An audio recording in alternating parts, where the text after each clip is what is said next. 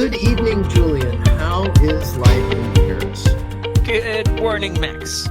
Life is great. Am I hearing some kind of distress in your voice or anger or bitterness of some sort? Uh, yeah, not anger or bitter, frustration.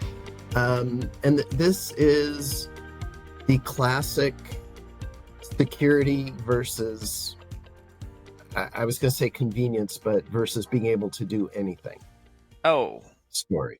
all right. So you know what? You just take it easy, hop on the couch. It does Okay, feel I like one think of my traditional GDPR story working in marketing, so I feel I'm going to be able to relate pretty easily. Hop on the couch, tell me your story. I'm all ears. all right, okay. And boy, do you look funny with just a bunch of ears. So I have a new computer. Very excited, very proud. Not my choice to go from a Mac back to a PC, but I'm living with that. We could do another one on that. Actually, would be interesting to do one about what that's like. Um, but as part of that, logins to different banking accounts and such are all not working anymore. So I have to go through the, whatever it is, remembering 18 pieces of data that I gave them or two-factor authentication. One of the accounts has a really nice setup for two-factor authentication. So I go to the website, I go to log in, and it says, here's your phone number. Do you want us to text you or call you? It's a phone number I don't have anymore. So I'm like, okay, what's the alternate way? Where are the questions to answer? And there were no questions to answer. And it said, having trouble, we'll download our mobile app. So I download the mobile app and I go into the mobile app and it says, okay, do you want to, what phone number do you want us to call or text? And I'm like, this hasn't solved my problem. I still don't have that phone number. So it's one of these things where I dabble in it for a little while. I'm just like, it's more trouble it's worth. I'm not going to worry about it right now. And over the weekend, finally I got to the point like, okay, I can call. So I call, I get through the initial security thing. And meanwhile, I've dug up old papers. So I've got account numbers. I've got everything ready to go. I'm just chop, all lined up, ready to go. I call the guy and he goes through it and okay, we can do this and we can do that. And, oh, but I have to send you an SMS to verify on the phone number if we do it this way. Well, what if we do that? No, that finally he got to the point where it's like, you have to call during the week. I'm a weekend guy and I don't have the same permissions and clearances that the other guys have. I can't do this for you. And that's kind of where I stand. It's now Tuesday morning and I was too traumatized to call on Monday. Hopefully I'll call today. I mean, it's a very short, very simple story, but it just seems to me by the time you escalate to a person, and again, it's the weekend, and that's a different thing, but still, a person should be able to ask me, I had every possible piece of data, mother's maiden name, street I grew up on, birth date, you name it. It was kind of crazy that I couldn't at least through the person get there. I get an automated system not being able to do it, but so that's the whole story. It's real short and simple. So this story got a taste of this fast track situation you faced a few weeks ago, where you somehow had an account from 15 years ago, and they would ask you to log into this account versus creating a new one. And I guess it's one of the situations where, exactly as you mentioned in the first place, security versus convenience. Security is important, especially, I don't know, I'm guessing you're talking about bank accounts kind of situation or insurance, Yes. whatever it is. So security is incredibly important, and you want them to make it as safe as possible, and you want them to make it difficult for anyone to take control of your account. So you do want that. But you also want them to think in terms of customer experience, not just stupid procedures and processes that you have to follow. And it does show that they probably have not tested it, because if they had tested it, they should know that what happens if person A doesn't have the app anymore? What happens if person B does not have that phone number anymore? What happens if person C does not have access to this email address, or if person D changed home address or whatever? There should be a way to test what if, right? That's probably what you would expect from them, and apparently they did not go through that basic QA, I would assume. Well, what to say here? That's the first part is the process are wrong. The second part is you would expect that when you call someone, they should be able to fix that problem, regardless of the day. I mean, if they do have a hotline on Saturday, Sunday, which would potentially be acceptable if they did not have, but if they do have one, you expect that they should be able to help you. Otherwise, just don't have a hotline at all on these days, or just find an easy way. We've been through IVRs, we've been through emails, we've been through apps in the past 30 years. There should be a way to say, based on the issue you have, just don't call on Saturday, Sunday. Let me call you on let's call on a Monday. Oh yeah. Imagine if they'd have had a callback at that point, if they could have scheduled something and said, you know what, we're going to call you on Monday. We'll call you at the number that you don't have. Which is probably what they would do, actually. But yeah, there's another. I think about it. When I thought about it, I think you're exactly right. This is something they should have anticipated. I'm guessing it's pretty rare.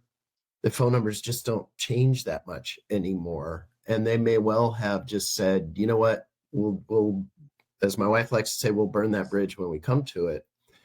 But it is such a straightforward single point of failure, if you will, that, if you can't get this number, you have to go to a person. And it's an interesting discussion around, if you extend a weekend service, how many things do you not support with that? Well, and, you know what? Let's just assume that.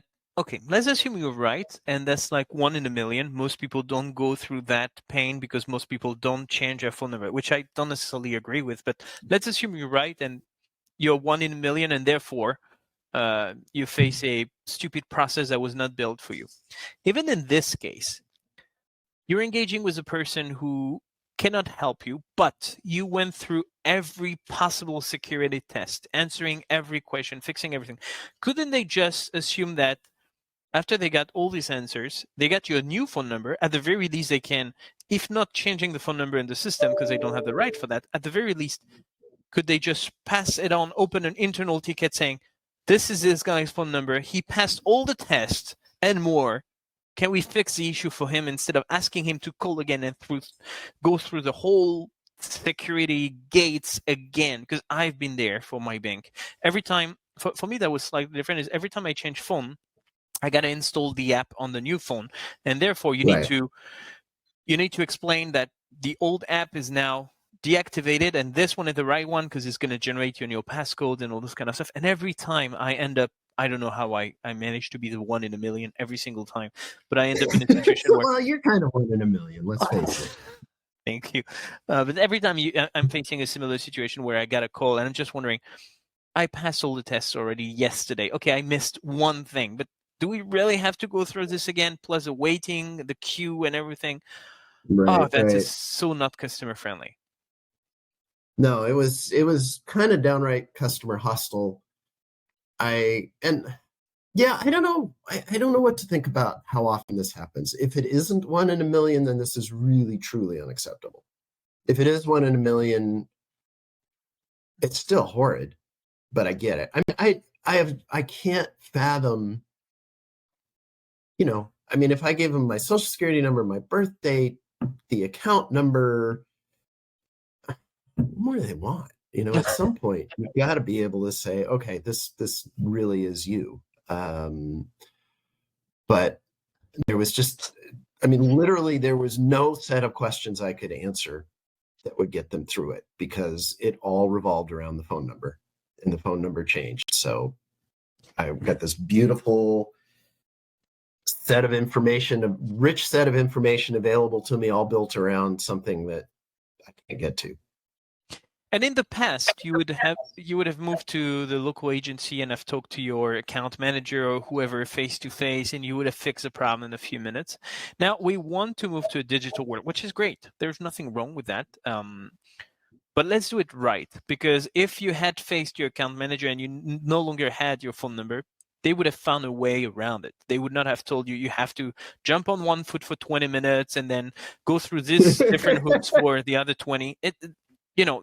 We kind of lack the human connection anymore, and empowering agents, giving them the ability, if not, it's understandable that they don't necessarily have the technical knowledge or the clearance or whatever that is to fix the issue, but at the very least, an internal ticket saying he went through all the tests. Please don't get him to go through it again, or please call him back on Monday morning, whatever time.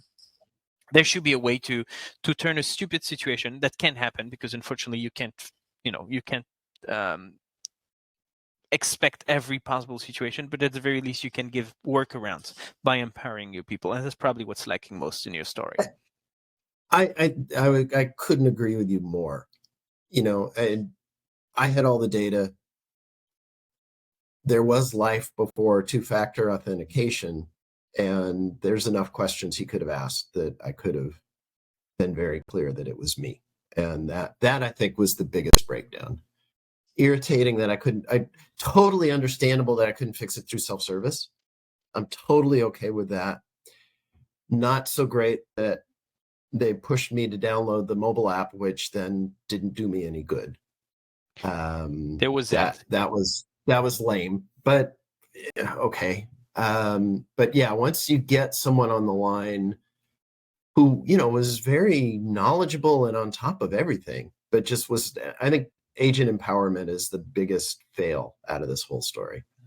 And that's something that comes up very often throughout our different discussions. Whichever the industry, whichever the problem, agent empowerment is usually one of the many root causes of whatever problem we're facing through customer experience. So if you are listening to this, and if you do have a team of agents, start trusting them. I guarantee your customer experience is going to be so much better. What a perfect note to end on. Do you feel any better? That, I certainly, for myself, we didn't do anything, but the fact that you're out there making a plea to the world to do this differently, that makes me feel better. So yes, I do. This was very helpful. Perfect. Then I hope you will have some empathy for me next week, because I'm pretty sure I'm going to have a nasty story for you as well. Okay. I'll store up my empathy, and I'll try to be empowered to go, oh, sorry. Perfect. Thank you so much, Max, and looking Thanks, forward Julien. to our chat next week. Bye. Talk to you next week. Bye.